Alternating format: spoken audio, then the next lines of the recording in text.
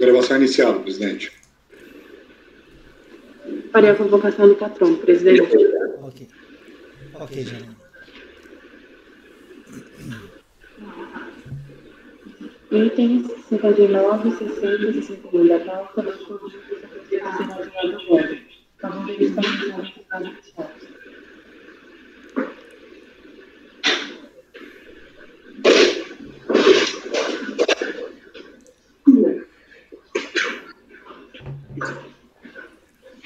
Itens 59, 60 e 61 da pauta das condutas da Conselho Nacional do Voto. Favor de disponibilizar os dados oficiais. O patrão foi convocado, presidente. Obrigado, Janaína.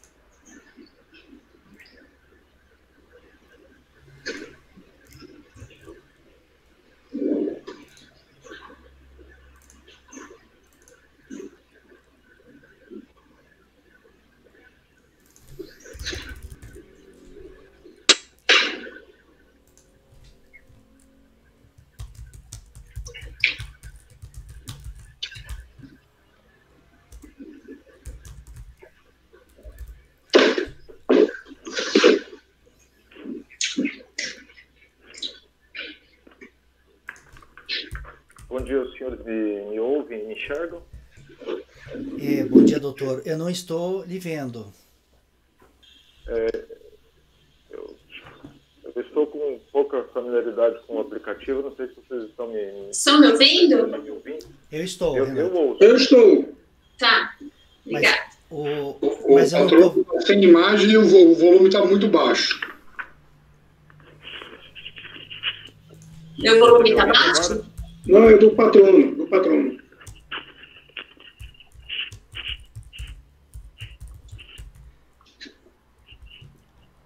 O senhor está pelo celular, doutor? Eu estou pelo iPad, eu não consegui transferir para o equipamento do computador, eu estou no iPad, doutor.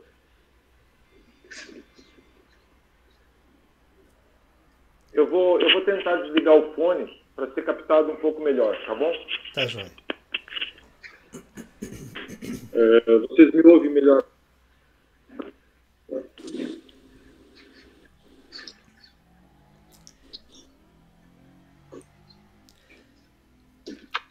Presidente, Alô, vocês me ouvem?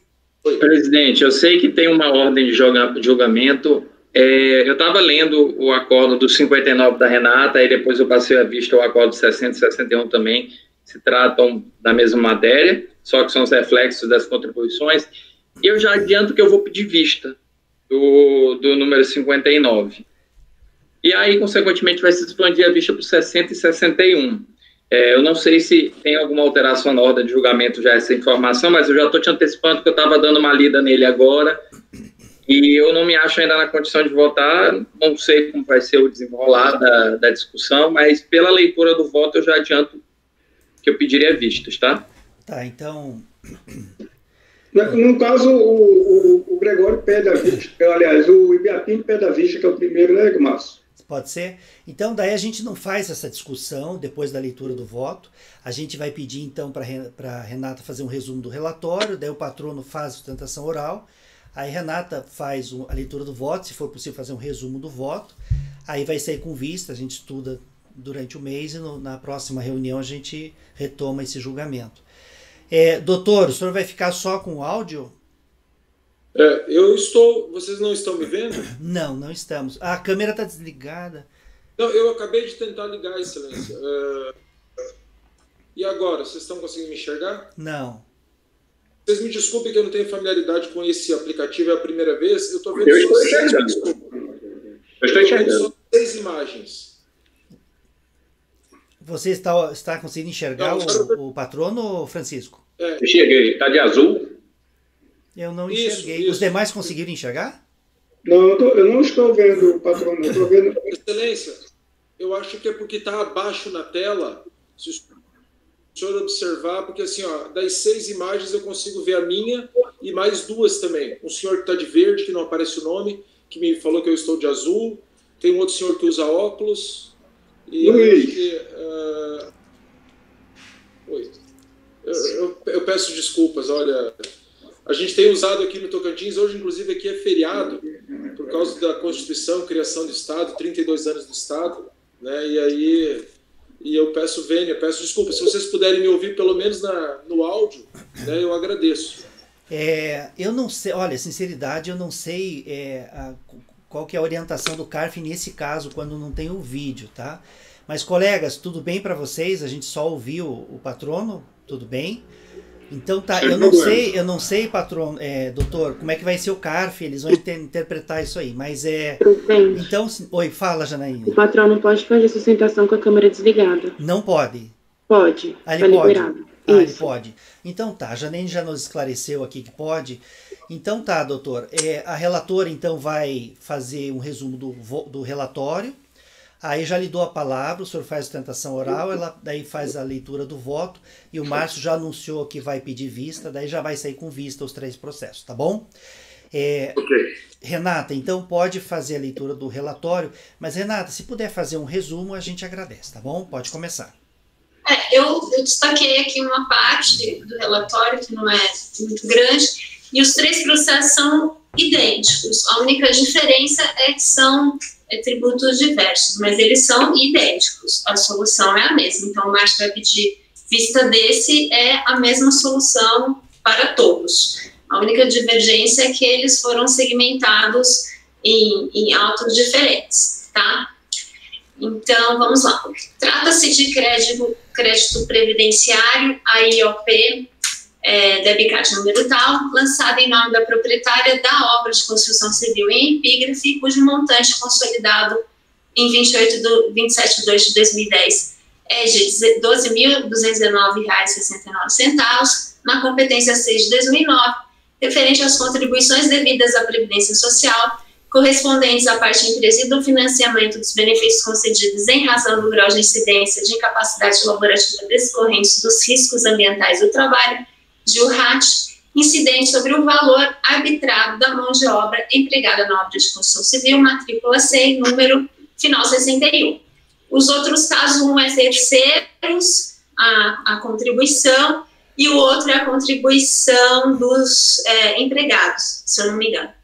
De acordo com o relatório fiscal de folhas 11 a 15, o auto foi apurado com base no custo unitário básico CUB, tabela elaborada pelo Sindicato da Indústria de Construção Civil Simpuscom e ARA, aviso para regulação de obra, originário de informações contidas na DISO, declaração e informação sobre a obra, a favor da RFB, relativos às parcelas devidas pela empresa, referente às contribuições devidas pelo construtor pessoa física, quando da construção do imóvel, cito a esse endereço aqui, em Palmas, no Tocantins.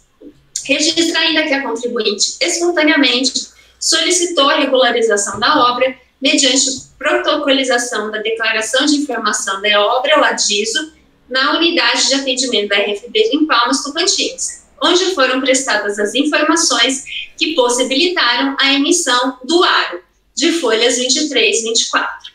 Registra que, neste caso, o lançamento do crédito é feito por arbitramento e, assim, por meio do termo de início de procedimento fiscal, foram solicitados e apresentados à fiscalização os seguintes documentos pela contribuinte: comprovante de residência do responsável pessoa física, cópia do RT-CREA dos engenheiros responsáveis pela obra, cópia da GPS que comprova o recolhimento efetuado após o início do procedimento fiscal do valor originário do débito, juros de mora e multa de mora. Cópia do projeto arquitetônico da obra.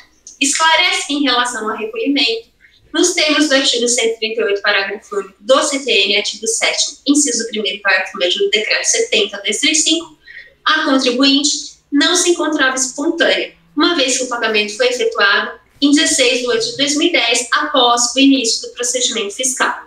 Esclarece ainda que o valor pago em GPS pode ser aproveitado para compensar os débitos da impugnante e informa os procedimentos para se efetuar a compensação ou restituição desse crédito. Aí da impugnação.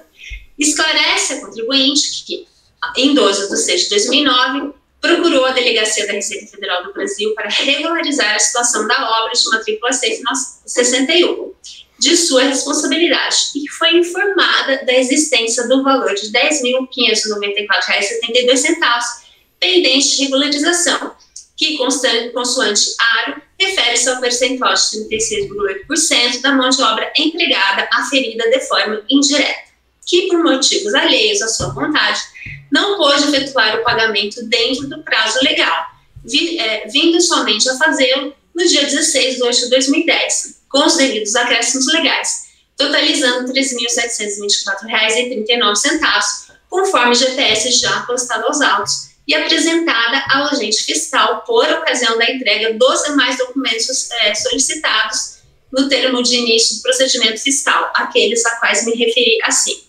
Ressalta que os valores relativos à parte principal e aos juros cobrados no lançamento fiscal são exatamente iguais aos valores pagos em GPS, havendo divergência apenas quanto ao valor da multa paga e a cobrada. Assim, como informado, a impugnante efetuou o pagamento dos valores devidos à Previdência Social antes da lavratura do auto de infração, com as devidas atualizações, inclusive com o pagamento da multa moratória de 20%. Entretanto, no presente lançamento, foi aplicada equivocadamente multa de ofício de 75%, que, conforme dispõe o artigo 44 da Lei 9.430, somente deve ser aplicado em caso de lançamento de ofício. Salienta que o agente fiscal, mesmo tendo ciência de que o valor exigido já havia sido integralmente quitado, lavrou o auto de infração, no qual não só exige a integralidade do débito já pago, como também multa em percentual acima do que era devido. Ante o exposto, requer a nulidade do presente auto de infração por erro formal, e na hipótese do não acatamento, que seja desconstituído o valor integral do suposto débito, visto que já foi integralmente quitado. Da decisão. Submetido a julgamento, essa DRJ, no caso a DRJ, que eu esqueci qual é, me desculpe, mais uma DRJ, por meio do acórdão de número final 355, a quinta turma de julgamento, por unanimidade, julgou procedente, em parte, a impugnação, considerando que a contribuinte efetuou o recolhimento das contribuições previdenciárias em comento sem o correto cálculo da multa de ofício, visto já ter ocorrido a perda da espontaneidade, determinando a apropriação da GPS recolhida no valor de R$ 13.724,39 para os 3 processos distintos, quais sejam o AIDA BICAD 8916 e 892, que aqui está faltando um dígito, relativos à parte do segurado e terceiros, respectivamente. Então, apropriar GPS a este, ao qual nós estamos nos referindo agora, e aos outros dois que eu mencionei, que são aqueles outros dois que o Márcio também vai pedir vista.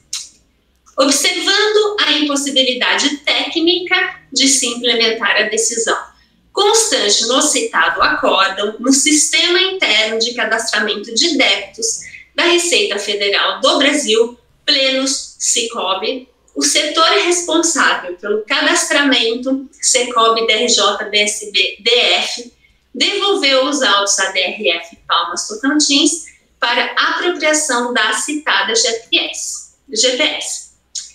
Dos embargos de declaração.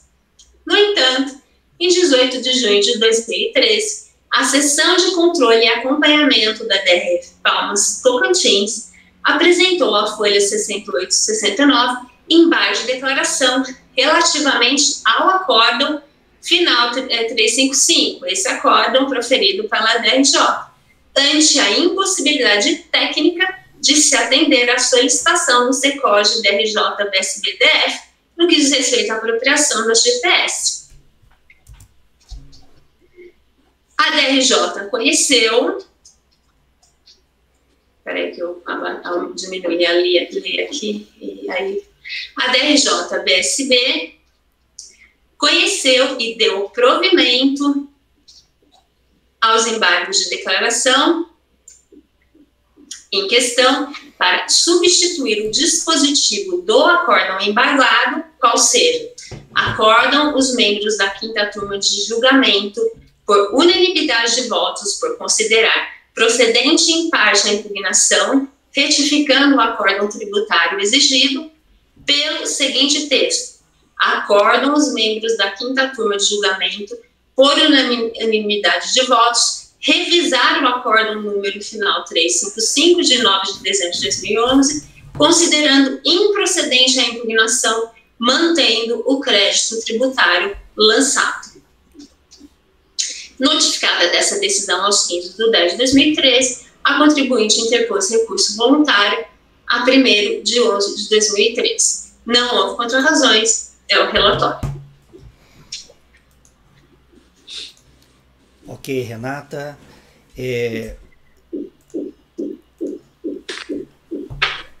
Doutor Hildo, então o senhor pode fazer a sua sustentação oral. Tem 15 minutos para a sustentação oral. Veja, doutor, esse processo ele vai ser com vista e os outros são reflexos desses, vão ser com vista também. De repente, veja se na sua sustentação oral já não dá para fazer uma sustentação oral que abranja os 3, não sei se for possível. Se não for possível, tudo bem, fazemos uma outra sustentação oral. Mas pode começar então, doutor, tem 15 minutos. Gostaria de cumprimentar todos na pessoa da doutora Renata Torati Cassini, senhor presidente, demais membros julgadores, a servidora Janaíne, pela paciência de vossas excelências e também até pela dificuldade que eu estou tendo com o sistema. Peço desculpas pela situação de alguns de vocês não poderem estar tendo acesso à minha imagem, mas com devido respeito, estou devidamente vestido como a corte exige, como é a formalidade. Presidente, sobre esse aspecto de unificar tudo numa única sustentação, é a ideia mesmo que os itens 59, 60 e 61 sejam abordados de uma forma muito sucinta, porque o próprio relatório da nobre relatora já trouxe à luz do que se trata, né? Como disse que Dona Maria Tereza esteve espontaneamente na Receita, não teve um procedimento que foi iniciado, a não ser pela espontaneidade dela, o que nos trouxe surpresa, e até a antiga constituinte, doutora Eva Aparecida de Jesus, que peticionou, fez o recurso voluntário, foi o julgamento dos embargos numa situação que aparentemente é técnica, né? Eu acho que, assim, pela espontaneidade que eu queria trazer a vossas excelências, e peço venha que analisem em profundidade, inclusive o nobre julgador, que eu não consegui acessar o nome, peço desculpas, vai fazer vista do processo, mas que possam analisar, porque houve a espontaneidade, sim, da Dona Maria Tereza, ela procurou a Receita para fazer a regularização, ela fez o pagamento de todos os encargos já com uma multa de mora de 20%, e assim, nós estamos diante de uma situação sui generis, porque da nossa análise, daquilo que foi embargado 1 ano e meio depois pela Receita Federal aqui em Palmas, 1 ano e meio depois ela embargou alegando situações técnicas que ela não teria como fazer esse aproveitamento. Dona Maria Tereza é uma contribuinte que está por volta dos 70 anos, ela certamente, esse crédito que ela pagou há quase 10 anos atrás, ela não tem no que aproveitar, é uma pessoa que é dona de casa, é uma pessoa que não tem uma outra situação a fazer um aproveitamento, né? Hoje ela vive, inclusive, de aluguel da renda desse próprio imóvel que deu toda essa celeuma. Ela tem outros imóveis que ela gostaria de vender, as pessoas não querem comprar, ela está numa dificuldade extrema. Eu já tive, acho que por 4 ou 5 oportunidades aí em Brasília, no CARF, para poder ver se a gente poderia adiantar esse julgamento. Agradeço por ele estar em pauta, mas eu cumpro a dizer a vossas excelências que nós estamos diante de um fato que já percorrem 11 anos desde o início, né? Eu sei das atribuições do CARF, eu entendo toda a dificuldade que tem, mas assim, só gostaria que tudo isso fosse considerado, porque ela é uma contribuinte que ela fez o pagamento, ela pagou uma multa de mora de 20%, e hoje ela tem que pagar todo esse débito para fazer um futuro aproveitamento. Eu entendo modestamente, peço venha, que se pudesse anular os autos de infração, ou se quando muito, na pior das hipóteses, que pelo menos fosse feito o aproveitamento e ela pagasse a diferença sobre essa multa de ofício que é de 75%. Né? Então, acho que diante dessas singelas palavras aqui, o que eu peço a vossas excelências é que, assim, acho que o recurso foi muito bem fundamentado pela minha colega que antecedeu, até assim, acho que é mais um pedido que vossas excelências possam apreciar com toda a expertise que é própria de vocês que estão aí fazendo esse julgamento, e eu só tenho a pedir isso. E agradecer a oportunidade e a paciência de todos pela essa dificuldade do uso da ferramenta aqui, que foi a primeira vez que eu utilizei. Muito obrigado. Ok, doutor. Renata, então pode passar a leitura do voto e, se for possível, né, resumir o que for possível resumir, né, esse processo, inclusive, vai sair com vista, né, mas pode fazer um resumo e já concluir a sua decisão, né? Pode começar. Eu vou ler, eu acho que ele não é muito grande, ele é relativamente simples, a questão é técnica, processual, e, enfim, vamos lá, não vai tomar muito. O recurso é tempestivo na frente dos demais requisitos, aquela questão de prática. Trata-se de recurso interposto contra o acórdão de número 316, final 316, da 5ª turma da DRJ-DSB, que conheceu e deu provimento a embargo de declaração da sessão de controle e acompanhamento da DRF Palmas Tocantins, opostos contra o acórdão de número final 355, que houvera sido proferido por aquele mesmo colegiado aos 9/12/2011, no julgamento da impugnação apresentada pela hora recorrente, então impugnante, para retificar o texto do respectivo dispositivo de considerar procedente em parte a impugnação, retificando o crédito tributário exigido, em razão do recolhimento parcial do crédito lançado, para improcedente a impugnação, mantendo integralmente o crédito tributário lançado. Notificada dessa decisão, a contribuinte interpôs recurso voluntário, no qual esclarece que, aos 12/6/2009, compareceu espontaneamente a DRF Palmas para regularizar a situação da obra de construção civil de sua propriedade, quando foi informado da existência de um débito no valor de 10 mil e pouco, aquela história, né, constante do ar. Esclarece que, por motivos alheios à sua vontade, não providenciou o recolhimento na época atrasada, o que fez aos 16/8/2010. Bem como a devida atualização e multa de moratória de 20%. Quer dizer, ela recolheu com a devida atualização e com multa moratória de 20%, perfazendo um total de R$ 13.724,39, conforme GTS anexada aos autos e apresentada à autoridade fiscal, juntamente com os demais documentos que lhe houveram sido por ele solicitados aos 16/8/2010. Quais sejam aqueles aos quais já me referi: a cópia do RT-CREA, cópia do comprovante de recolhimento GPS das contribuições, comprovante de residência e cópia do projeto arquitetônico. Afirme que, mesmo tendo ciência do pagamento do débito em questão, a autoridade lavrou os autos de infração, foram aqueles, são 3, exigindo não somente a integralidade do débito já pago, como também o pagamento de multa de ofício de 75%.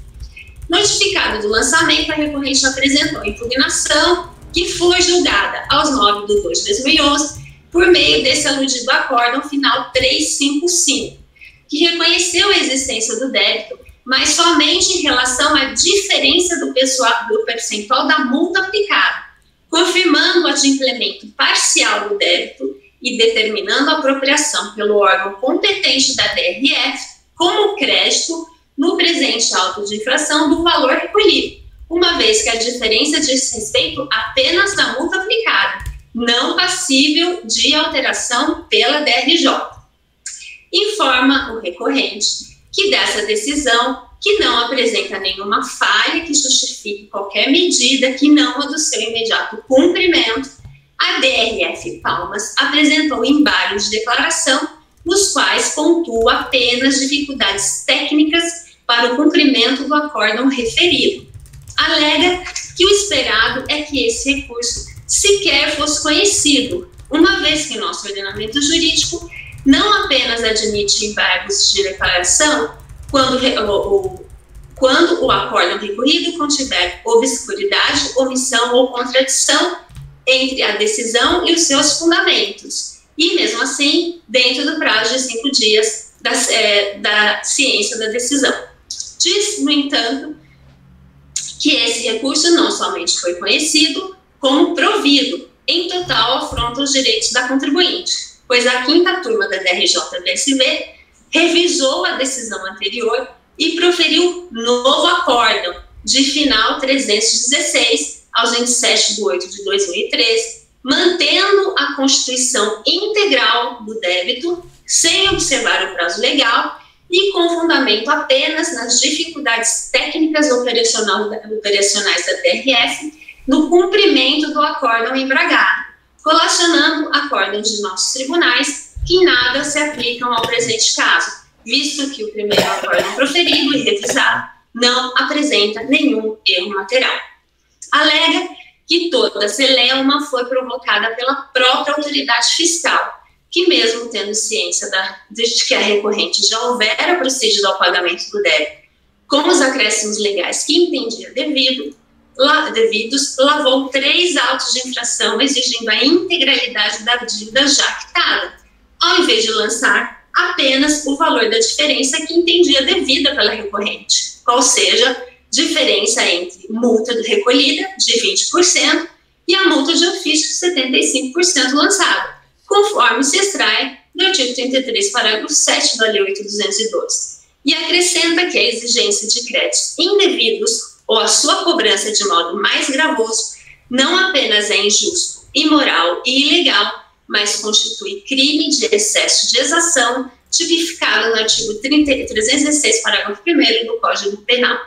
Por fim, afirma que espontaneamente declarou à RFB a existência da dívida por meio de diso, que possibilitou a emissão de aro e, com isso, o início do procedimento fiscalizatório, o que impossibilita a aplicação da multa de ofício. Cita a doutrina e precedente deste tribunal, no sentido de que as multas de ofício são aquelas aplicadas pela própria autoridade através de auto de infração, quando apurado o tributo devido, que não apenas não tenha sido pago pelo contribuinte, mas que sequer tenha sido declarado ou confessado pelo mesmo, concluindo que, portanto, o débito objeto deste processo jamais poderia ter sido lançado, razão pela qual requer o provimento do recurso para que seja desconstituído, já que o débito foi integralmente pago ou subsidiariamente, que o acórdão recorrido seja tornado insubsistente e que seja determinada a DRF Palmas que proceda à apropriação do valor pago por mês de IPS anexado aos autos, emitindo-se novo documento de cobrança, contendo apenas o valor do débito remanescente. Deixa eu só tomar uma aguinha, com licença.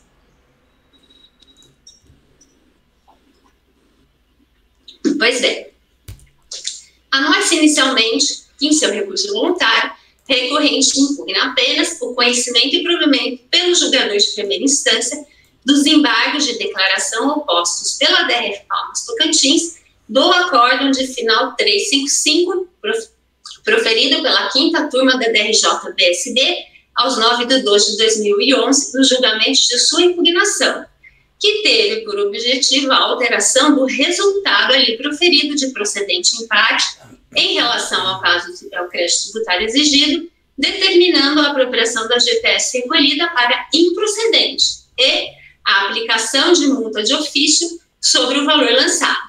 Desse modo, os demais temas debatidos na impugnação, que na verdade dizia respeito ao mandado de procedimento fiscal, que não foram trazidos à apreciação deste tribunal no recurso voluntário, trata-se de matéria preclusa. Então, sigamos dos embargos de declaração e da apropriação da GPS.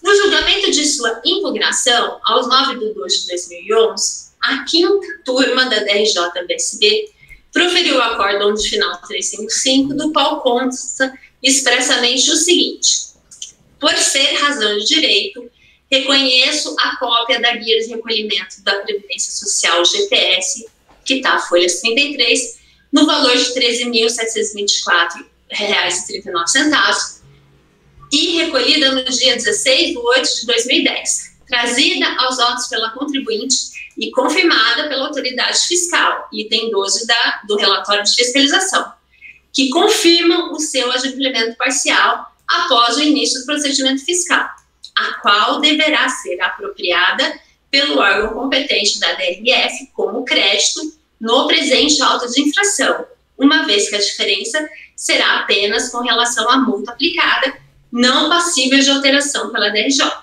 Assim, há-se concluir que o presente auto de infração se encontra revestida das formalidades legais e foi elaborado de acordo com os dispositivos legais que disciplinam o assunto, consoante o artigo 33 da Lei 202, restando caracterizada a hipótese de incidência tributária, bem como a subsistência dos créditos constituintes, devendo os autos serem encaminhados à DRF para a apropriação da guia de recolhimento da Previdência Social, GPS de folhas 33. Antes exposto, considerando tudo que mais dos autos consta, conclusão, voto no sentido de julgar procedente em parte a impugnação em razão do recolhimento parcial do crédito lançado. Dessa decisão, a DF Palmas opôs embaixo de declaração, argumentando que, por questões técnicas e normativas, a apropriação ao débito lançado da GPS recolhida pela recorrente, no valor de R$ 13.724,39, não seria possível.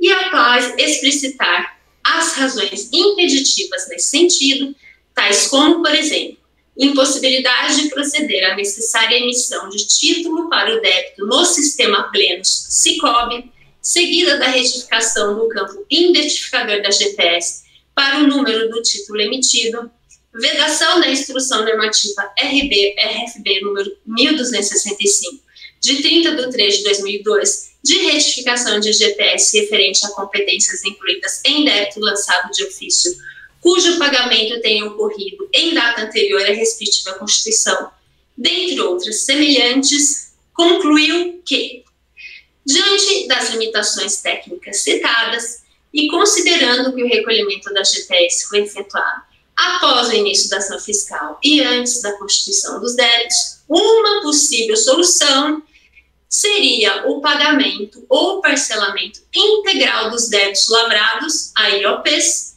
no procedimento fiscal e a solicitação pela contribuinte da restituição dos valores correspondentes à GPS paga.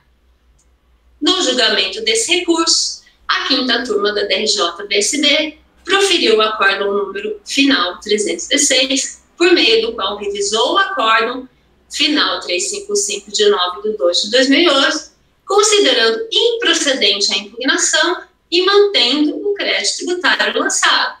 O dispositivo do acórdão de final 316 tem a seguinte redação: acorda os membros da quinta turma de julgamento, por unanimidade de votos, revisar o acórdão 355 de 9 de dezembro de 2011, considerando improcedente a impugnação e mantendo o crédito tributário lançado.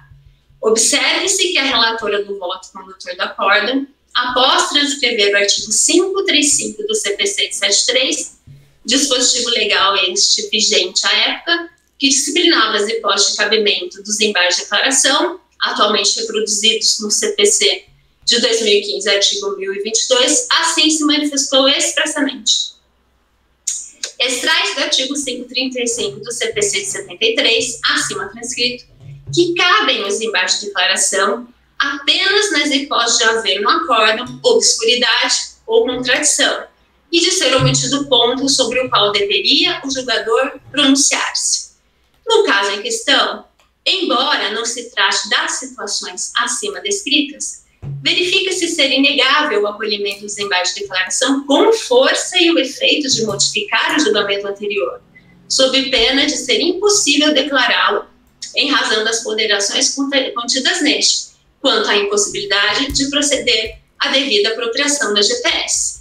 Pois, em que pese a afirmação de parte da doutrina que defende que os embargos de declaração prestam-se tão somente à declaração e interpretação de sentença, cujo dispositivo não pode, por via deles, ser alterado, rejeitado ou possibilidade de serem recebidos em seu efeito infringente ou modificativo, vem consolidando-se junto aos tribunais superiores como uma verdadeira possibilidade e necessidade. Ou seja, embora reconhecendo expressamente que não se trata, no caso, de nenhuma das hipóteses previstas em lei de cabimento de embargo de declaração, entendeu o julgador de primeira instância ser inegável o acolhimento e, portanto, o cabimento desse recurso no presente caso, e mais, com força e o efeito de modificar o julgamento anterior, sob pena de ser impossível declará-lo, em razão das impossibilidades técnicas e normativas de se proceder à apropriação da GPS paga pela recorrente ao débito lançado. Data máxima velha, não tem razão o julgador de primeira instância neste ponto. Com efeito, os embargos de declaração trata-se de recurso com fundamentação vinculada, isto é, só pode ser interposto se a situação concreta se encaixar nas hipóteses de cabimento previstas na lei, no artigo 1022 do CPC de 2015, à época era o artigo 535 do CPC de 73, que dispõe que cabe embargo de declaração contra a decisão judicial para esclarecer obscuridade, eliminar contradição, suprir omissão de ponto ou questão sobre o qual devia se pronunciar o juiz de ofício ou a requerimento, corrigir erro material. Parágrafo único. Considera-se omissa a decisão que deixe de se manifestar sobre tese firmada em julgamento de casos repetitivos ou incidentes de assunção de competência aplicável ao caso de julgamento e incorre em qualquer das condutas previstas no artigo 489, parágrafo 1º. O artigo 65 do Regimento Interno deste Conselho Administrativo de Recursos Fiscais, por sua vez, dispõe que cabe embargo de declaração quando o acordo contiver obscuridade, omissão ou contradição entre a decisão e os seus fundamentos, ou for omitido do ponto sobre o qual deveria pronunciar-se a turma. Assim, não há hipótese de cabimento de embargo de declaração fora dos casos taxativamente previstos em lei no artigo 1022 do CPC 2015 e no artigo 65 do RICARF, o que a própria relatora admite no voto condutor do acórdão, afirma textualmente que cabem os embargos de declaração apenas nas hipóteses de haver no acórdão obscuridade ou contradição e de ser omitido o ponto sobre o qual devia o julgador pronunciar-se. Dificuldades técnicas, operacionais, normativas ou quaisquer outras que tais não se equiparam a nenhuma das hipóteses previstas no artigo 1022 do CPC de 2015 ou do artigo 65 do RICARF, e, portanto, não autorizam a posição de embargo de declaração, que, desse modo, não são cabíveis neste caso concreto. A R. Julgadora Col entendeu ainda, como dito, que o aludido recurso deveria ser acolhido com força e o efeito de modificar o julgamento anterior sob pena de ser impossível declará-lo, citando como fundamento desse entendimento precedente do STJ e afirmando que a jurisprudência dos tribunais superiores vem se consolidando no sentido da possibilidade de os embargos de declaração serem recebidos em seu efeito infringente ou modificativo. Com todo respeito, esse entendimento é absolutamente equivocado. De fato, os embargos de declaração podem ter, excepcionalmente, caráter infringente, quando utilizado para correção de erro material manifesto, suprimento de omissão, extirpação de contradição. A infringência do julgado pode ser apenas a consequência do provimento dos embargos de declaração, mas não o seu pedido principal, pois isso caracterizaria pedido de reconsideração, finalidade estranha aos embargos de declaração. Em outras palavras, o embargo de declaração não pode deduzir como pretensão recursal dos embargos de declaração pedido de infringência do julgado, isto é, de reforma da decisão embargada. A infringência poderá ocorrer quando for consequência necessária do provimento dos embargos. Assim, o objetivo e a finalidade dos embargos não podem ser a infringência. Essa encontra-se em momento posterior ao do julgamento do mérito dos embargos, na consequência decorrente daquilo que já foi julgado. complemento da decisão porque se supriu a omissão, aclaramento da decisão porque se resolveu a obscuridade e ou a contradição. Isso, tá aqui, é uma lição de Nelson Neves Júnior. Nesse sentido, os embargos de declaração, nesse mesmo sentido, né, eu cito aqui a Teresa Hildevin Vander, os embargos de declaração não têm vocação de levar à alteração de decisão impugnada. Corrigidas as contradições, esclarecidas as obscuridades e feitas as necessárias complementações, tem-se a decisão como deveria ter sido originariamente proferida. O mesmo ocorre quando se corrige erro material ou se conhece de matéria de ordem pública. Isso deveria ter sido feito antes. Podem os embargos de declaração, em nosso sentido, ter efeito modificativo ou infringente em 3 circunstâncias. Quando este efeito decorrer das hipóteses normais de cabimento deste recurso, como efeito secundário. O caso mais comum é o suprimento da lacuna na decisão, cujo preenchimento torne inviável a subsistência do resto do julgado. Quando houver correção de erro material, quando se tratar de decretar de ofício ou requerimento das partes, formulado nos próprios embargos declaratórios nulidade absoluta, ou seja, portanto, matéria de ordem pública. E ressalve-se, em qualquer desses casos, deve haver necessariamente contraditório à luz da nova lei e à luz da orientação que já prevalece e que já prevaleceu. No mesmo sentido, é o entendimento pacífico da jurisprudência da STJ, conforme precedentes abaixo. Vou ler só o que eu destaquei. A jurisprudência desta corte firmou-se no sentido de que a atribuição de efeitos infringentes aos embargos de declaração é possível em hipóteses excepcionais para corrigir premissa equivocada no julgamento, bem como nos casos em que, sanada omissão, contradição ou obscuridades, a alteração da decisão surja como consequência necessária. Aqui outro julgado. A atribuição de efeitos infringentes aos embargos de declaração é possível em hipóteses excepcionais para corrigir premissa equivocada do julgado, bem como nos casos em que, sanada omissão, contradição ou obscuridade, a alteração da decisão surja como consequência necessária. E também, nesse sentido, é o próprio precedente do STF, citado pela própria julgadora, para fundamentar o seu entendimento neste caso, que diz que, embora os embargos declaratórios não se destinem normalmente a modificar o julgado, constituem um recurso que visa corrigir obscuridade, omissão ou contradição. A correção há de ser feita para tornar claro que está obscuro, para preencher uma lacuna do julgado ou para tornar coerente o que ficou contraditório. No caso, a decisão só ficará coerente se houver a alteração do dispositivo, a fim de que este se conforme com a fundamentação. Temos admitido que os embargos declaratórios, embora em princípio não tenham efeito modificativo, podem, contudo, em caso de erro material ou em circunstâncias excepcionais, ser acolhidos para alterar o resultado anteriormente proclamado.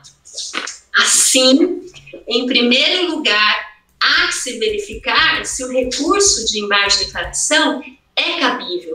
Sendo cabível, da análise do mérito do recurso poderá resultar, eventualmente, o caráter infringente do julgado embargado. Mas jamais se pode pretender opor embargo de declaração fora das hipóteses legais e com finalidade única de modificar a decisão embargada, como ocorreu no presente caso concreto, em que os embargos foram opostos, como já demonstrado, com fundamento na impossibilidade técnica e normativa dos sistemas da RFB de apropriar a GPS recolhida pela recorrente ao débito lançado.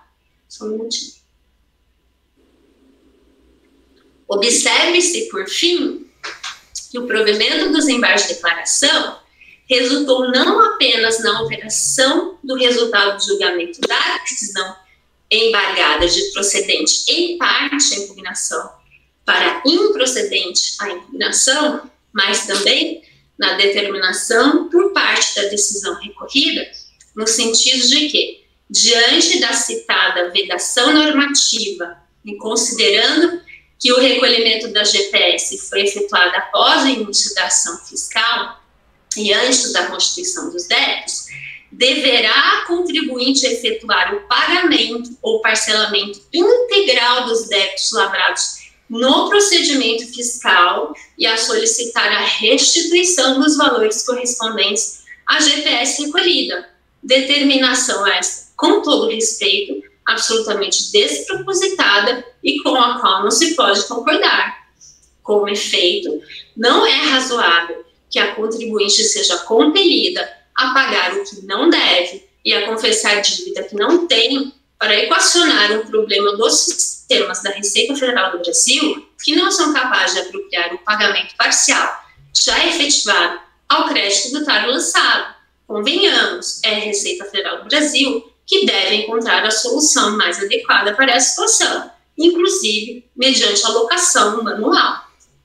Por todo esforço, entendo que tenha razão a recorrente e que o recurso de embargo de declaração não é cabível no presente caso concreto, devendo ser anulada a decisão recorrida e restabelecido o acórdão embargado, determinando a SRF Palmas Tocantins, responsável pelo cumprimento do julgado, que proceda à apropriação da guia de recolhimento da Previdência Social GPS folha 33, da maneira que entender mais adequada, inclusive mediante a alocação manual dos respectivos valores, se o caso, dadas as dificuldades técnicas e normativas relatadas.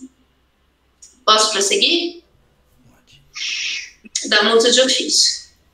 A esse respeito, a recorrente alega entender que a aplicação da multa de ofício é indevida, pois espontaneamente declarou à RFB a existência da dívida por meio de DISO, o que possibilitou a emissão do AR, e, com isso, o início do procedimento fiscalizatório, pois, segundo a doutrina, as multas de ofício são aquelas aplicadas por meio de auto de infração, quando apurado tributo devido, que não apenas não tenha sido pago pela contribuinte, mas que sequer tenha sido por este declarado ou confessado.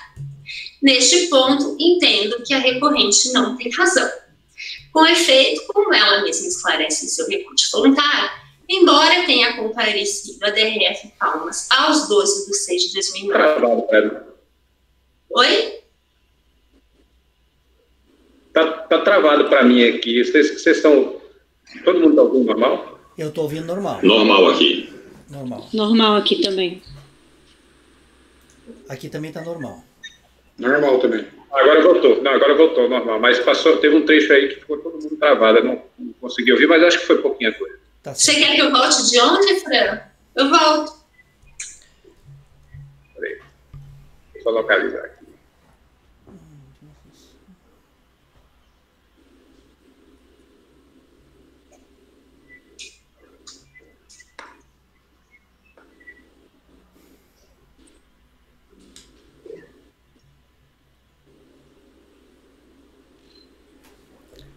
Francisco, esse processo vai ser com vista, né? Só para você saber. Você vai ter um mês para estudar o processo. Mas tudo bem, pode continuar. Segue então. Eu vi ali a partir de com efeito, mas já tá chegando em juros, então certamente já está concluída essa parte. Em multas, né? O parágrafo que começa com efeito. Mas pode seguir sim. Posso? Começa a partir do com efeito ou quer que eu volte alguma coisa? Não, até com efeito eu ouvi. Pode seguir. Então tá bom, vou voltar com efeito. Então tá, com efeito, como ela mesma esclarece em seu recurso voluntário, embora tenha comparecido a DRF Palmas aos 12/6/2009 para regularizar a situação da obra de construção civil matrícula SEI, final 61, de sua propriedade, naquela oportunidade já foi informada da existência de um débito no valor de R$10.594,72, constante de aro, referente ao percentual de 36,8% da mão de obra empregada, aferido de forma indireta. Esclarece ainda em seu recurso que, por motivos alheios à sua vontade, não providenciou o recolhimento do valor levantado na época atrasada, só vindo a fazê-lo no dia 16/8/2010, conforme GTS anexada ao processo. Ocorre que, entre a data em que a recorrente compareceu à RFB para regularizar a situação da obra e e apresentou a respectiva DISO, qual seja 12 de 6 de 2009, e a data em que efetivou o pagamento do débito, 16... Renata, todos caíram, Renata. Tá todo mundo sem imagem, menos eu e você. Eu tô aqui. Para mim, tá todo mundo normal. Para mim, tá todo mundo normal. Para mim também. Só o Dene tá travado. E o Márcio. Sim. Dene.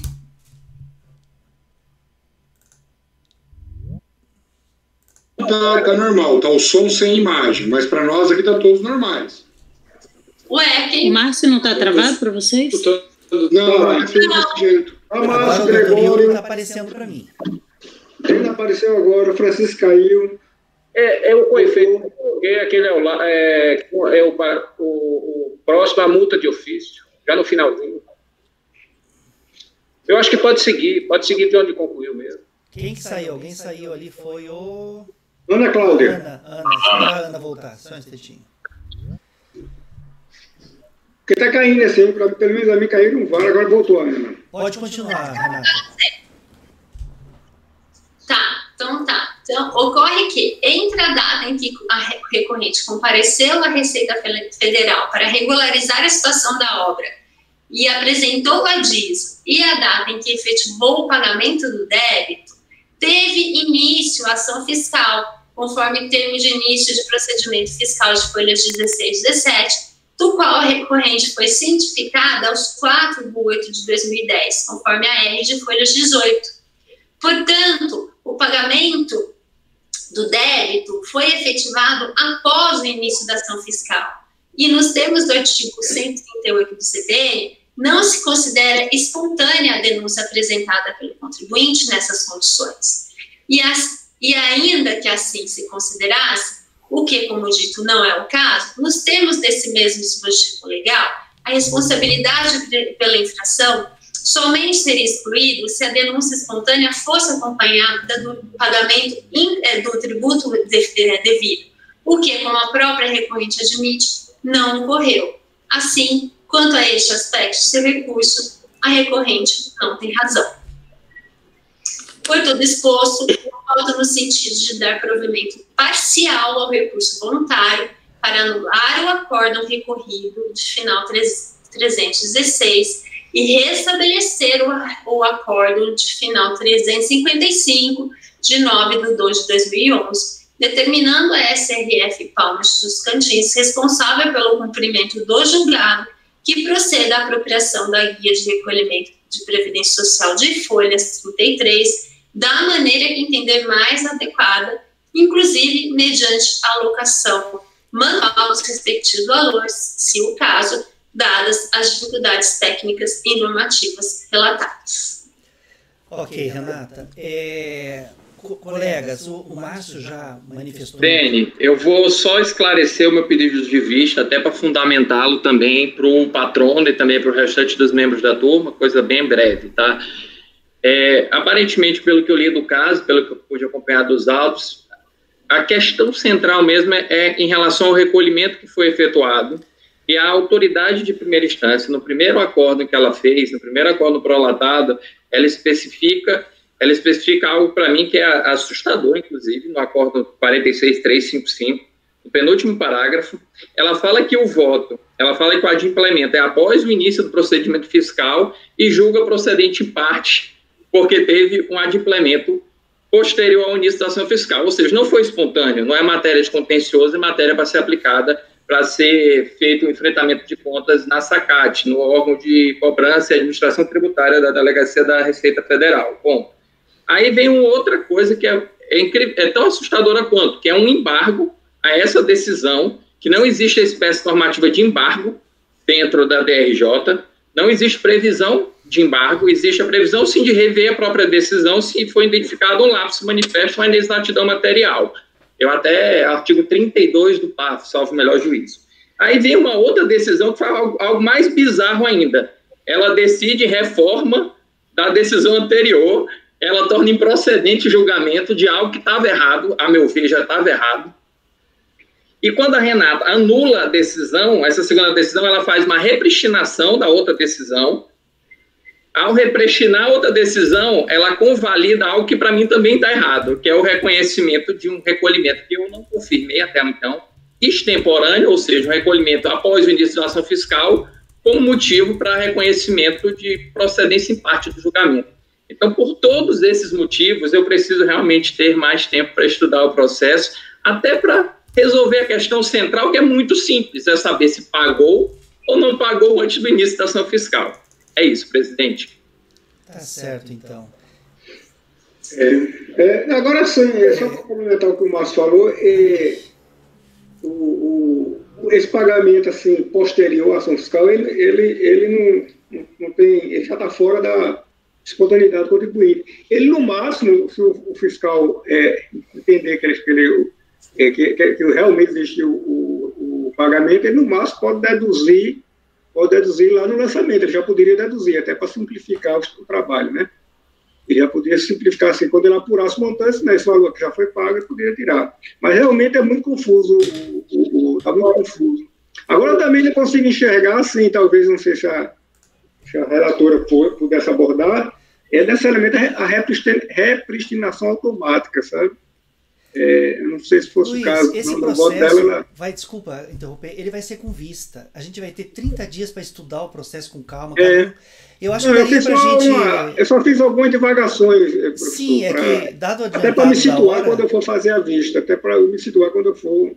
O Márcio tem muito bem aí ter feito esse preâmbulo que ele fez, porque ele colocou exatamente os pontos... Para vocês terem uma ideia aqui, nas minhas anotações eu registrei ver no vídeo a fala do Márcio. Eu coloquei aqui, né? Então, quando eu... Vai colocar no dispositivo isso aí? Não. Na verdade, a intenção não é para repristinar a decisão. Isso eu até posso ver. Na verdade, a intenção foi determinar que é o primo que ela recolheu no lançamento. É isso. Eu acho que não dá para determinar que ela pague tudo de novo para depois reaver. Acho que isso é uma coisa que não dá para concordar com isso. Não sei.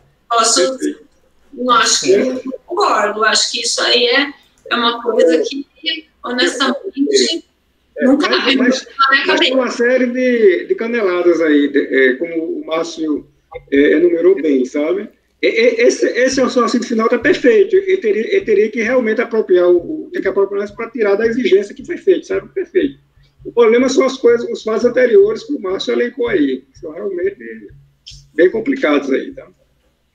Presidente Denis, se me permite só uma parte de uma questão de ordem, como o conselheiro Gregório falou, que poderia ter sido deduzido, é que o pagamento foi feito antes da lavratura do auto de infração, pelo menos isso. A espontaneidade que foi abordado é que, assim, ela procurou a receita, né? Ela procurou a receita para poder regularizar tudo com toda a documentação e pagar o débito e pagou a mora. Então, sem querer fazer de novo aqui, mas só para completar a questão de ordem, o que o conselheiro Gregório falou, pelo menos a dedução, porque o auto de infração foi lavrado a posteriori ao pagamento, salvo engano, 11 ou 12 dias após.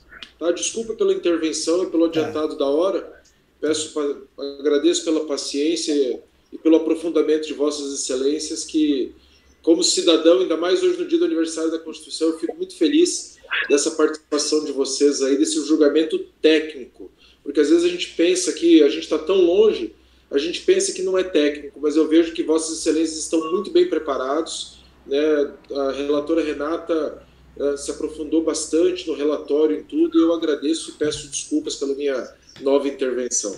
Tá certo. Eu só vou fazer uma parte e agradecer a você ter me chamado de conselheiro Gregório, porque o conselheiro Gregório é um conselheiro de alto renome aqui na turma, muito inteligente, muito bem preparado, mas eu sou o conselheiro Márcio.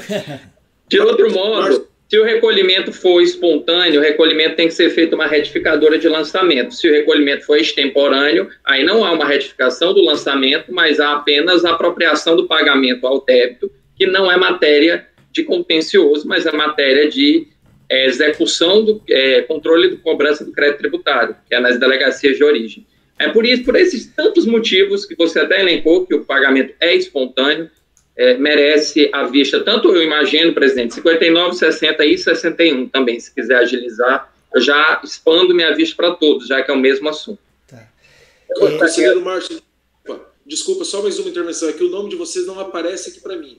Quando vocês saírem do ar, eu consigo identificar, mas eu fiz referência, assim, o conselheiro Márcio eu já tinha identificado, mas acho que foi o conselheiro Gregório que falou agora que ele poderia pelo menos ter sido deduzido, tá? Mas, assim, espero futuramente estar mais familiarizado com vocês, com o sistema e tudo mais. Agradeço, tá?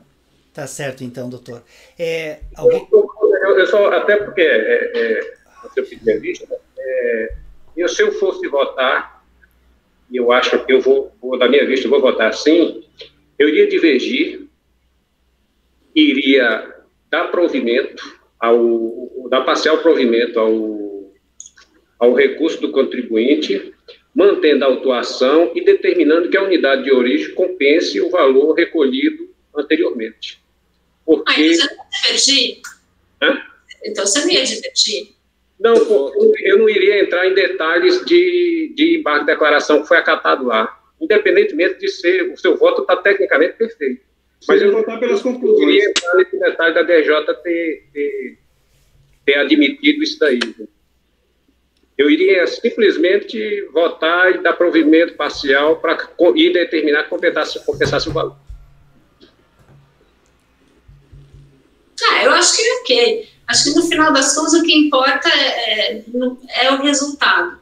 Porque, no fundo, é isso que eu achei que era meio, assim, não é razoável você dizer para a pessoa, paga tudo e vem aqui e pede de volta. E a gente sabe o quanto que demora para rever, né? Reaver o dinheiro, não dá, né?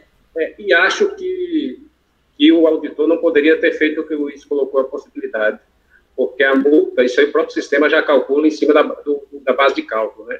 Então, quando ele bota imposto pago ali, então aquilo ali não incide multa. E a multa tem que ser sobre o total, porque o pagamento foi extemporâneo, né? Então, eu acho que o auto foi perfeito. Tá. Nós vamos andar, já está pedido vista, né, Dani? Vamos encerrar a discussão, né? Colegas, Renata, eu estava vendo aqui seus votos, a conclusão é igual para todos, você anula a decisão recorrida e restabelece... Mas, dependendo da vista dele, do Márcio, eu posso alterar. O conteúdo, não. O conteúdo de... porque o que me interessou, o que me importa é apropriar o valor. Eu fiz dessa forma, que foi a forma que me pareceu correta. Mas se essa forma não for correta, depender do que o Márcio trouxe, eu também pouco entendo isso. Entende? Como tu me chamaste, eu vou tornar bem simples. Se o recolhimento for espontâneo, retificaria o lançamento. Se o recolhimento for extemporâneo, apropriaria o pagamento ao crédito tributário integralmente constituído. E, olha, eu ignoraria toda a história no fulcro do parágrafo 3º do artigo 59 do PAF. Mas eu preciso analisar isso casuisticamente. Mas, basicamente, eu faria isso. Se for um voto vista, se eu precisar fazer alguma redação, seria nesse sentido. Tá. Podemos continuar. Porque se for um absurdo repristinar, sei lá. Porque como foi a própria DRJ decidiu assim, eu não vi absurdo em manter a decisão anteriormente proferida. Foi a própria DRJ que assim decidiu. Então... Mas se você vê assim de fato, como o Márcio colocou, que houve embargo de declaração da própria DRJ, que é uma figura que não existe no PAF. Sim. Essa segunda decisão, ela não existe no mundo. Não existe. No mundo, né? Ela é inexistente. Não existe. A primeira. Exato, foi o que eu pensei. Como aqueles embargos de declaração não eram cabíveis, qual a solução para isso? Não são cabíveis, o que me resta? Anular essa segunda decisão que foi proferida. E não é que eu repristinei, prevalece aquela continua existindo. Porque ela não foi anulada, eu não repristinei aquela, ela foi revisada. Aliás, é este o termo que a DRJ usa, ela usa exatamente o termo, ela revisou aquela decisão, ela tão somente para revisar, ela proferiu uma nova. Agora, ela revisou, só para aproveitando, já que a gente está se estendendo mesmo, né? Ela revisou por conta da impugnação ou foi de ofício? Revisou por conta dos embargos de declaração. E revisou proferindo outra. Mas que embargo? Quem foi que proferiu embargo? Quem foi que autorizou os embargos? Foi o contribuinte? a unidade de origem. Quem proveriu é a delegacia responsável. Né? É uma canelada na outra, não pode nem uma figura de embargo de declaração. Bem extemporâneo, né? Bem uma hora tempo. Não existe isso. Depois do julgamento, entrou num contencioso, aí vai a impugnação, esse trâmite aí está equivocado. Eu acho que o seu voto está muito bom. Viu? Vamos encerrar, Luiz, vamos encerrar, a gente já... vamos encerrar, mas vamos encerrar, concordo, Márcio, tá bom, já acabou. Aí acho que no fundo, processualmente, tecnicamente, é isso que dava para fazer. Então, portanto, como diz o Márcio, voto pronto e acabado, é voto feito e pronto, é isso. Foi, assim ficará. Qualquer coisa você faz um voto vencedor ali, pronto. Aprendi com você, amigo Márcio. Vai ficar. Acho que tecnicamente é isso que tinha que ser feito mesmo. Tá. Podemos seguir, gente? Chega de discussão. Nós vamos ter 30 dias para estudar esse processo, gente. Eu não posso dar A reunião está gravada, a gente vai poder ver. Colegas, a decisão, pelo que eu vi, vai ser a mesma para os três, tá? Doutor Hildo, a sua OAB é de qual estado? Excelência, a minha originária é Tocantins. Eu tenho OAB no Rio Grande do Sul e em Goiás também, porque tem escritórios lá, mas é 2298-TO.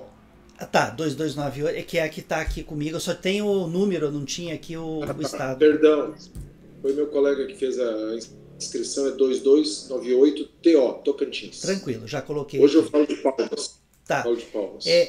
Colegas, eu registrei aqui no item 59, e vai ser a mesma coisa para os outros itens, o seguinte dispositivo, né, o seguinte texto. Vista para o conselheiro Francisco. Quem manifestou a intenção de ver o processo foi o Márcio, mas como o Francisco é o primeiro a votar, ele concordou de já pedir a vista, assim ninguém vota, além da relatora, então ficou assim, vista para o conselheiro Francisco, sendo convertida em vista coletiva. A relatora apresentou o seu voto, dando provimento parcial ao recurso voluntário para anular o acórdão recorrido e restabelecer o acórdão número final 355. Na sequência, houve pedido de vista, os demais conselheiros não votaram. Fez sustentação oral o patrono, Dr. Hildo. Essa decisão é a mesma para os outros itens, eu só altero o acórdão que vai ser restabelecido, tá, Renata? Porque tem números diferentes. Em todos eles você anula o acórdão recorrido e restabelece o acórdão número tal. Então, esse número eu adapto, eu uso o número correto de cada processo, tá? Doutor Hildo, vai ficar assim, então, a decisão vista para os 3 processos, né? Já teve bastante discussão, vamos ver como é que vai ser a próxima reunião. Eu estou curioso de estudar esse processo também, e a gente conversa, então, daqui, na próxima sessão que ele for julgado, tá bom, doutor?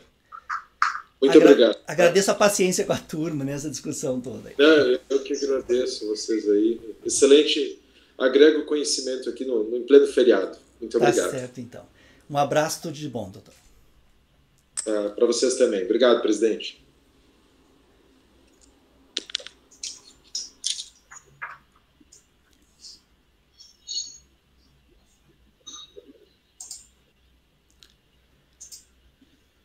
Tá, colegas, seguinte, é quase meio-dia, falta 10 minutos.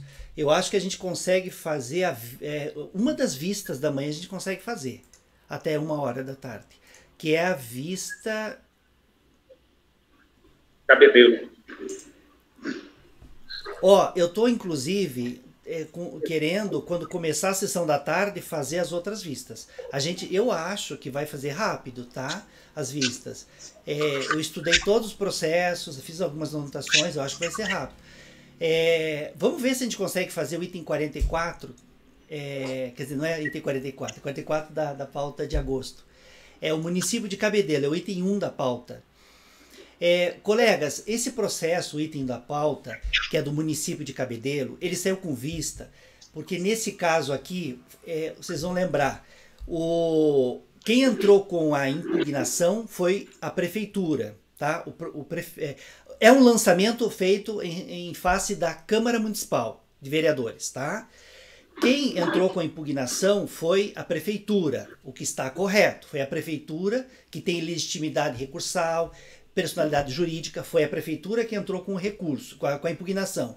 Mas quem entrou com o recurso foi a Câmara Municipal, entendeu? Aí, por conta dessa situação, eu lembro que até eu manifestei a intenção de pedir vista, mas daí acho que o primeiro que votou, já pediu, ia votar, pediu vista, e eu dei estudar no processo. É esse caso, né, Francisco? Então, quiser só dar uma repassada, sem fazer leitura completa, só uma situada se é isso mesmo, e já podemos... Você pode até pronunciar o seu voto, e eu já pergunto para a turma se alguém diverge, e já segue. Pode começar, então, Francisco. Eu estou vendo agora, ela saiu com uma inconsistência, mas eu vou corrigir. O voto é o seguinte, a Câmara foi autuada, a Prefeitura foi na verdade, a Prefeitura foi... A autuação foi em cima de pagamentos da Câmara, feito pela Câmara. Todas as intimações, a notificação foi para o endereço da Prefeitura, porque os dois funcionam no mesmo lugar, no mesmo endereço. A Procuradoria da Prefeitura impugnou, o lançamento foi mantido. Aí, no recurso, veio um recurso não da Prefeitura, mas da Câmara. E aí, o próprio recurso aqui, eu vou ler aqui, ele ratifica ela ratifica não ser dotada de personalidade jurídica, esta pertencendo à Prefeitura, mas a Procuradoria Jurídica do município apresentou impugnação a ela prejudicial por carência de subsídios. E aí ela discorre, ela faz outros questionamentos. E aí, inicialmente, eu tinha conhecido do recurso e negado o provimento por conta que ela alega que inicialmente foi para a Prefeitura e não foi para ela, essas questões todas. Mas aí, depois, eu refletindo, eu não vou conhecer do recurso, porque se ela não tem personalidade jurídica, ela não poderia recorrer. Então, em síntese, é isso, eu não vou reconhecer do recurso. Tá. Eu dei uma estudada nesse caso também, Francisco. A Câmara Municipal não tem legitimidade jurídica, só judiciária. Aquela legitimidade para atuar em processo quando ela está defendendo as suas atribuições, as suas atividades institucionais, né? Não quando ela está defendendo patrimônio, tributo. Isso aí está sedimentado, inclusive no judiciário, na jurisprudência, né? Então, quem deveria ter entrado com recurso é a Prefeitura de Curitiba. Inclusive, colegas, até comentei com o Francisco um dia desses, a Prefeitura não consegue CND se a Câmara de Vereadores estiver com débito. Pra vocês terem uma ideia, né? Porque é uma coisa só, né? E quem responde é a Prefeitura. É como se a Câmara fosse um órgão, né? Um órgão do município, né? E quem responde é a Prefeitura. Então, e até o próprio recorrente ali, que acho que é o presidente da Câmara, reconhece que não tem legitimidade, né? Jurídica, né? Mas então, nesse caso, Francisco, eu lhe acompanho, você não está conhecendo do recurso voluntário da Câmara Municipal, eu acompanho o seu entendimento. Alguém diverge do voto relator? Alguém? A Ana gostaria de falar, depois o Gregório. Ana, pode falar. Eu tenho um processo que ele tem a mesma discussão, mas ele tem um pouco de diferença na questão fática, da questão de onde foi a intimação, quem respondeu, mas é a mesma coisa da Câmara e do município.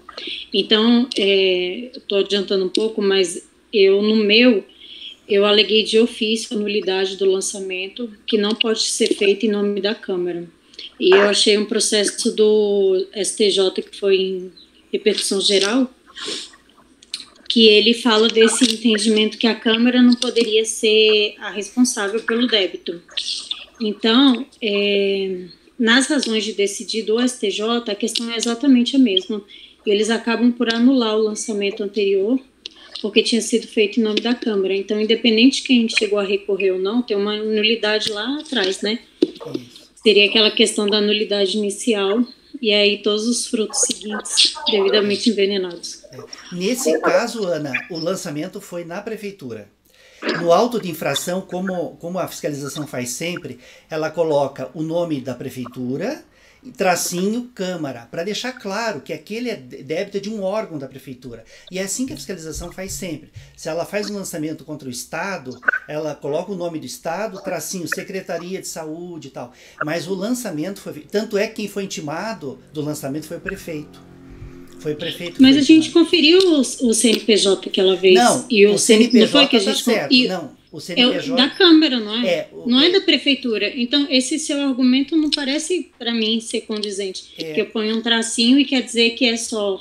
Que o que vale ali é o CNPJ. E se aquele CNPJ é o da Câmara, eu estou fazendo lançamento em face da Câmara. E não em face da Prefeitura, tracinho Câmara. É como se fosse uma filial da empresa, né? É o CNPJ ali, não concordo. Tanto que eles têm legitimidades diferentes, inclusive para recorrer e em vários outros aspectos. Não, tranquilo. Então, não uma filial. Tá, então no seu caso, você diverge do relator e anula o lançamento, isso? Anula o lançamento, né? Perfeito. Isso. Gregório, você quer falar mais alguma coisa, Ana? Não, desculpa, eu estou correndo cada horário. Gregório, você gostaria de falar? Só para acrescentar, eu vou acompanhar o entendimento da Ana, porque das duas, uma. A fiscalização, ela foi toda direcionada para a Câmara. Foi o CNPJ da Câmara, o endereço da Câmara, tudo direcionado para a Câmara, a fiscalização. Aí, quando é lavrada a notificação de lançamento, com o CNPJ da Câmara, é encaminhada via ofício para a Prefeitura responder. Aí a pergunta é, quem é o contribuinte? Se é a Prefeitura, então tinha que ser feito em face da Prefeitura. O contribuinte é a Câmara. Ela não tem, como vocês afirmam aí, legitimidade jurídica para impugnar. Beleza, quem vai receber a notificação de lançamento é a Câmara, mas como ela não tem legitimidade, ela vai fazer todo o levantamento para preparar a defesa, e aí a Prefeitura apresenta a defesa que tem legitimidade. Isso é uma coisa. Mas não foi feito assim. A intimação não foi para o contribuinte, que é a Câmara, foi para a Prefeitura. Toda a fiscalização foi direcionada na Câmara de Vereadores. Gregório, todas para o mesmo endereço, todos o mesmo titular e mesmo endereço. Todas as intimações são para a Câmara de Vereadores, é isso que eu estou falando, porque o contribuinte é a Câmara de Vereadores. A notificação de lançamento, quem tinha que ser intimado da notificação de lançamento é a Câmara de Vereadores, porque ela é a contribuinte. Só que ela não foi... a Câmara, pelo seu presidente, até porque ela tem um CNPJ diferente. A foi direcionada para a Prefeitura, não foi para o contribuinte. Se ela não tem legitimidade jurídica judiciária para peticionar no processo, aí é outro. Se ela, porventura, apresentasse defesa, tendo sido intimada a notificação de lançamento, esse argumento de vocês aí cairia como uma luva. Opa, ela não tem legitimidade. Quem deveria apresentar era a Prefeitura, mas não foi o caso. Gregório, mas todos os documentos foram endereçados para o mesmo endereço. Então, Câmara de Vereadores, é isso que eu estou falando. A fiscalização foi toda na Câmara, mas a intimação da notificação foi na Prefeitura. Também no mesmo endereço. Todos a mesma coisa. Prefeitura... A notificação de lançamento consta o CNPJ e endereço da Câmara. Só que ela não foi encaminhada via R para a Câmara de Vereadores. Ela foi encaminhada via ofício. Tem um ofício da Secretaria da Receita Federal, da Delegacia de Origem, encaminhando para a Prefeitura. Senhor prefeito, está aqui a notificação de lançamento. Consta lá o CNPJ e endereço da Câmara de Vereadores, verdade. Mas quem foi intimado essa notificação via ofício foi a Prefeitura, não o contribuinte. Deixa eu ver aqui, só um minutinho, por favor. Olha só para colaborar aqui com a discussão, tem uma instituição normativa conjunta, FB-STN, da Receita com a Secretaria do Tesouro Nacional, 1287, de 2012. Ela trata exatamente dessa questão da inscrição principal do ente federativo do CNPJ. E ela diz lá no artigo 3º, de uma forma bastante clara, que para efeito do dispositivo no parágrafo 2º do artigo 32 da Resolução do Senado Federal, número 43 de 2001, todos os números de inscrição das unidades administrativas ou órgãos da administração direta que não possuem personalidade jurídica própria serão vinculados ao número de inscrição principal do respectivo ente da federação do CNPJ. Nós já votamos aqui no passado, acho que com certeza o Gregório e a Renata estavam presentes, o Dene não me lembro, o Dene não estava ainda, que o presidente era o doutor Mário, sobre um voto, exatamente sobre foi da Assembleia Legislativa do Paraná, não me lembro, foi nesse sentido da legitimidade, quer dizer, no caso, o lançamento se manteve, né, por outros motivos, mas é que se tratou exatamente dessa questão do CNPJ, tá? Só que aqui a gente está trabalhando com outro ente federativo, que é o município, que, fazendo a simetria, é a mesma coisa. O lançamento, nós fomos... e nós tivemos um outro caso também, de um estado, de um determinado estado, que envolvia um outro ente federativo, que era estadual, com uma das secretarias, e deu problema, estou só dizendo aqui, avisando, que nós pugnamos aqui houve exatamente a questão da ciência para quem foi dado, e esse determinado ente federativo entrou na justiça e tiveram que refazer o lançamento em função do CNPJ correto, tá? Para dar nova ciência. Estou só trazendo assim informações periféricas. Mas o lançamento ele teria que ser necessariamente no CNPJ da prefeitura, tá? Da prefeitura. E esse embora CNPJ todos os procedimentos tenham ocorrido, ele teria que ser do CNPJ da prefeitura e dado ciência à prefeitura, que inclusive ela ia se manifestar via procuradoria própria, né? Um exemplo claro, a gente pode haver um lançamento em face do Senado ou da Câmara Legislativa, ou o lançamento tem que ser em face da União.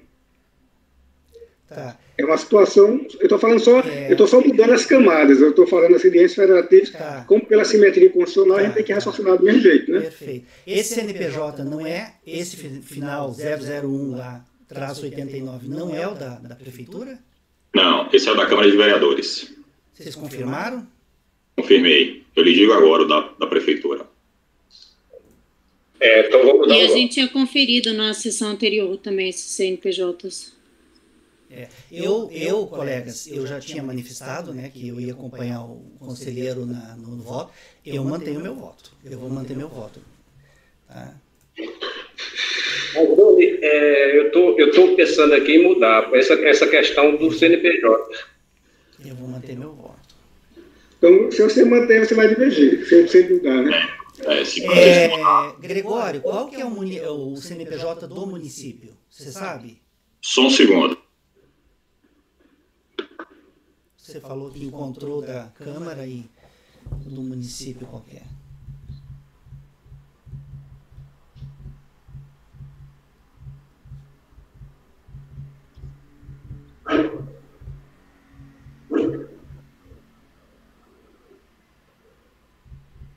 Chico, não tem nenhum comentário nos autos se houve ingresso de mandado de segurança, alguma coisa quanto a esse processo? Por parte da Procuradoria do município? Tem não. Nada?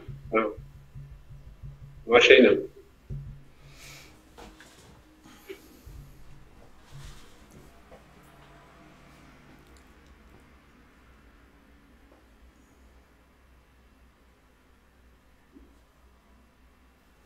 Bom, eu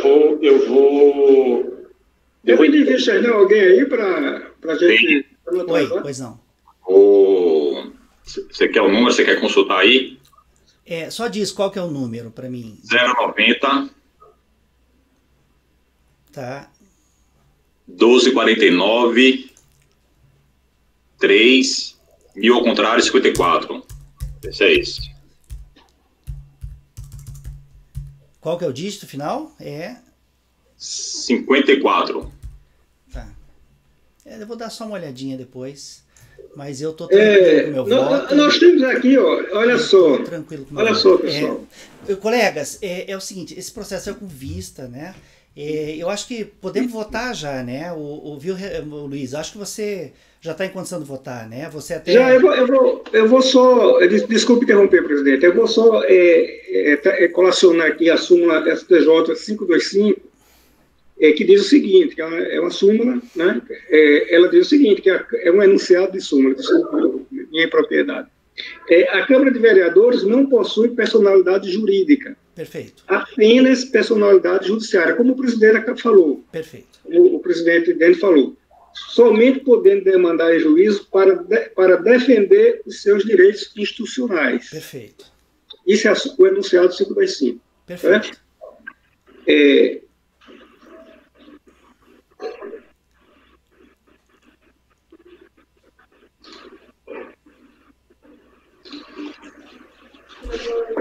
Mais alguma coisa, Luiz? Eu estou vendo aí, temos aqui um julgamento do CAF. Eu estou tentando abrir mas aqui. Eu acho que agora da nossa dá turma. para a gente votar, né? Não precisa a gente agora fazer pesquisa. Não, eu estou só colecionando assim para a gente ter, para as pessoas votarem de maneira. Eu não tinha. Olha só, esse julgamento aqui é um julgamento da nossa turma, numa composição lá bem antiga, na composição de 2012, e que diz o seguinte: é exatamente o que nós estamos julgando. Tá? A Câmara Municipal, legitimidade passiva. O município, pessoa jurídica de direito público, tem legitimidade para figurar no polo passivo da autuação referente às contribuições incidentes sobre as remunerações dos vereadores. Não dispõe de personalidade jurídica a Câmara Municipal, certo? Ela pode, quer dizer, qual é a leitura que a gente faz desse julgamento aqui do CAF nosso, né? É que, da nossa turma, é que o lançamento pode sim ser feito em face da Câmara dos Vereadores. Agora, para ela se defender, quem tem que defender ela é a Prefeitura, através da Procuradoria Municipal. É o que eu falo. Esse é o racional, juntando o enunciado 525 com isso aqui. Se o lançamento foi construído em face do CNPJ da Prefeitura, da Câmara, ele não é nulo. Só que a Câmara não tem legitimidade para recorrer. Quem tem que recorrer é a Procuradoria do município. Isso. A leitura é essa. Isso. Tá. Francisco, você... Vou deixar argumento de Luiz, eu vou manter o voto. Vai manter o voto? Vou manter, não conheci. Tá, então vamos lá, vou fazer a coleta individual de votos. O Francisco mantém o voto, não conhece do recurso voluntário da Câmara. Gregório, você vai divergir do relator? Vou divergir para cancelar o lançamento. Anular por legitimidade passiva, é isso? Cancelar? Não é anular por legitimidade passiva. É porque a contribuinte, que é a Câmara de Vereadores, não foi intimada da notificação de lançamento. Tá. Então tá bom. Mas ela não teria que ser, porque ela não tem legitimidade passiva para recorrer. Tá, quem teria que recorrer seria a Prefeitura. Não, tranquilo. A Prefeitura Municipal. Mas também, não vamos discutir, não. Vamos prosseguir. Então tá, para cancelar o lançamento só. Tranquilo. Márcio, como você vota? Relator, presidente. Relator. Renata, como você vota? Não estou ouvindo, Renata. Ih, a Renata saiu. Enquanto a Renata não volta, eu vou aproveitar para falar mais. Olha só. Luiz, a gente tem que terminar isso aqui. Eu tenho um compromisso. Mas a Renata está fora, você vai ter que esperar pela Renata de qualquer jeito. Peraí.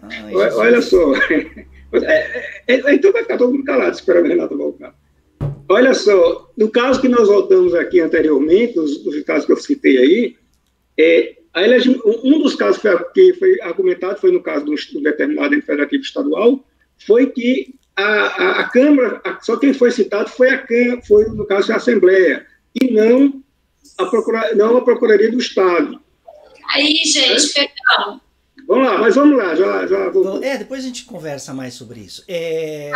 Perdão, tá. Eu vou acompanhar a divergência. Divergência, Rafael. Divergência. Luiz, como vota? Eu vou acompanhar o relator, professor. Relator. Ana, como você vota? Divergência, né?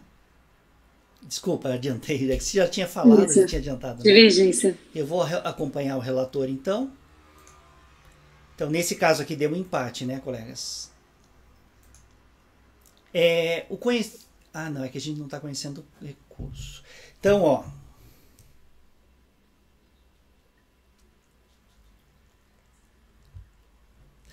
Veja. Pois gente, aqui tem aquela questão. Veja, é questão processual, conhecimento do recurso.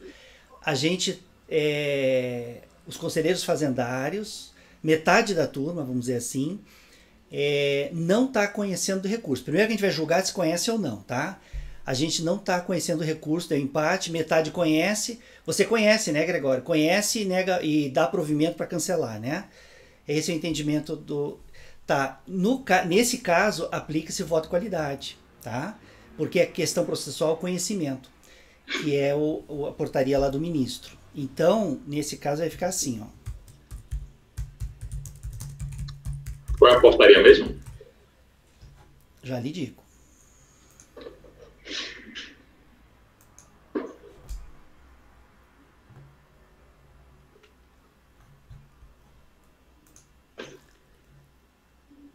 Portaria 260, de 1º de julho de 2020.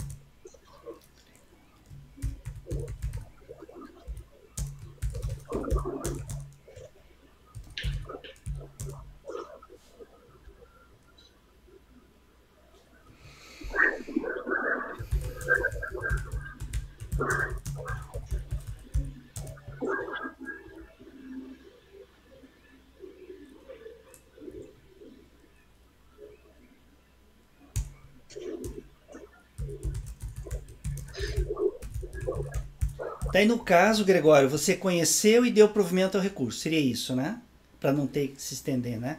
Então, colegas, ficou assim em relação ao item 1 da pauta. Acordam os membros do colegiado, por voto de qualidade, em não conhecer do recurso voluntário, por ilegitimidade passiva. Vencidos os conselheiros Gregório, Renata, Rafael e Ana, que conheceram do recurso e lhe deram provimento. Ok? Ficou assim, então, o item 1 da pauta. Colegas, vamos almoçar então? Quando a gente retornar do almoço, se vocês concordarem, eu gostaria de fazer essas vistas, porque vai ter mais vistas nessa reunião. Aí no mês que vem vai ter 1 milhão de vistas. Então a gente inicia às 14 horas. 14h10. 14h10, né? Inicia às 14h10 e faz as vistas agora de manhã, que eu acho que... Essa eu achei que ia ser rápido, não foi tão rápido. Vamos ver se as outras a gente consegue fazer mais rápido. Tá bom? Então tá, colegas. Rafael e Francisco, podem encerrar a gravação. Vou encerrar a gravação também.